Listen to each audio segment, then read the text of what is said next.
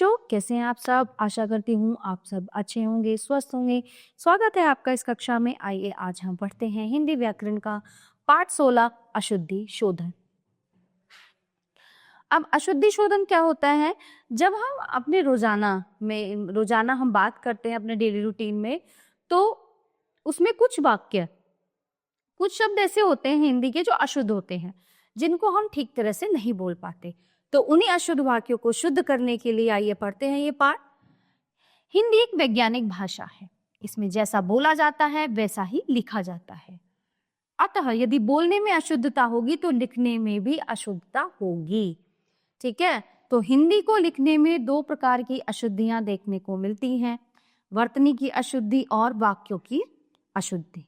तो वर्तनी की अशुद्धियां ये देखिए, आ गया आज्ञा, शुरू शुरू, औरत औरत, क्षत्रिय क्षत्रिय, पालतू पालतू, चाहिए चाहिए, दौड़ दौड़, टोकरी टोकरी, पूज्य पूज्य, डंडा डंडा, परीक्षा परीक्षा। तो ये हम शब्दों में अशुद्धियां करते हैं। चुप चुप, पत्नी पत्नी, श्रीमती श्रीमती, मनुष्य मनुष्य, लीजिए नहीं लीजिए, ज्ञानी ज्ञानी, शक्ति शक्ति, मित्रता मित्रता, पुण्य पुण्य, आकाश आकाश। ठीक है, तो ये तो थी शब्द संबंधी अशुद्धि। अब है वाक्यों की अशुद्धि। ये अशुद्ध वाक्य है, ये शुद्ध। कृपया करके शांत हो जाएं, कृपया शांत हो जाएं। आप सपरिवार के साथ आए, आप सपरिवार आए। हम अभी खाना खाए हैं, हमने अभी खाना खाया है। ठीक है, चिड़िया ने पेड़ में घोंसला बनाया, चिड़िया ने पेड़ पर घोंसला बनाया। भाई को काट कर सेब खिलाओ, नहीं, भाई को सेब काट कर खिलाओ। ठीक है, आसमान चांद पर चांद निकला, आसमान में चांद निकला। मैं तेरे को बाद में बताऊंगा, मैं तुझे बाद में बताऊंगा।